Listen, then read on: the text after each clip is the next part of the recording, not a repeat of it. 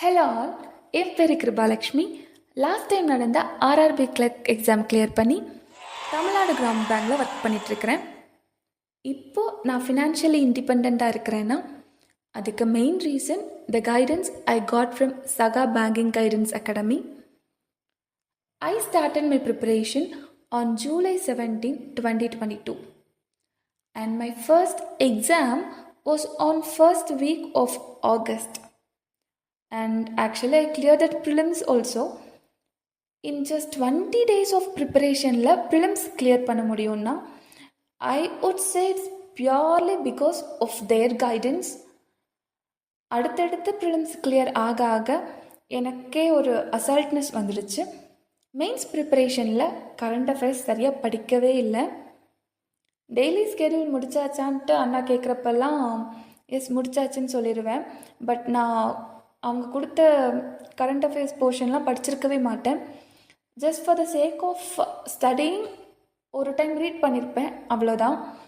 And this has ultimately reflected in my mains result. எல்லா ப்ரிலிம்ஸுமே clear ஆச்சு, but எந்த மெயின்ஸுமே கிளியர் ஆகலை. And that has taught me a lesson actually. That is, we have to be true to ourselves first. நான் படிச்சுட்டேன்னு சொன்னதெல்லாம், that is படிக்காமல் படிச்சுட்டேன்னு சொல்லிட்டு இருந்ததெல்லாம் அவங்கள நான் ஏமாற்றலை, என்ன நானே ஏமாற்றிட்டேன். ஸோ நெக்ஸ்ட் அட்டம்ப்டில் இருந்து I was very clear that அவங்க கொடுக்குற டெய்லி ஸ்கெடியூல்ஸ் எல்லாமே எந்த ஒரு ரீசனுக்காகவும் நான் வந்து பெண்டிங் வச்சுருக்கவே கூடாது, கரெக்டாக முடிக்கணுன்ட்டு டிசைட் பண்ணேன். And I started following their schedules and his words like a mantra, and that has ultimately brought me to the destiny of success.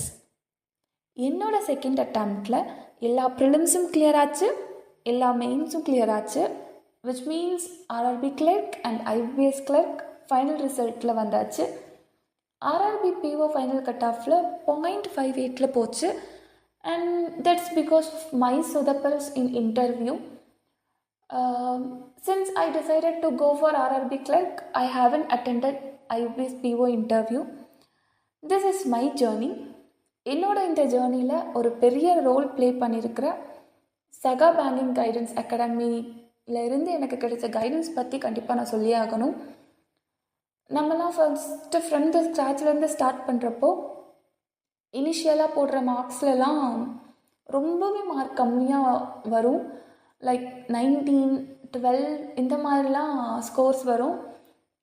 இதெல்லாம் பார்க்குறப்போ we use to be like, நமக்கே நம்மளை பற்றி ஒரு டவுட் வந்துடும், கிளியர் பண்ணிடலாமா, நம்ம எடுத்துருக்கிற சாய்ஸ் கரெக்ட் தானா, அந்த மாதிரிலாம். அண்ட் ரொம்பவே டவுன் ஆகும். அந்த மாதிரி சுச்சுவேஷன்லலாம் நம்மளை பூஸ்ட் பண்ணுற மாதிரி பயங்கரமாக மோட்டிவேட் பண்ணுவாங்க. ஆக்சுவலி அதெல்லாம் ரொம்பவே ஹெல்ப்ஃபுல்லாக இருந்துச்சு. அந்த டைம்லேயே நான் டவுட் ஆகி போயிருந்தேன்னா கண்டிப்பாக இப்போது இந்த வேலை கிடச்சி இந்த மாதிரி ஒரு லைஃப் கிடச்சிருக்காது. And next one is like, நம்ம போடுற மார்க்கெல்லாம் நம்ம மட்டும் ரிவ்யூ பண்ணோன்னா சும்மா பார்த்துட்டு போயிடுவோம். அண்ணாவும் சேர்ந்து நம்ம கூட வந்து ரிவ்யூ பண்ணுவாங்க. Actually he use to help us in reviewing the mark.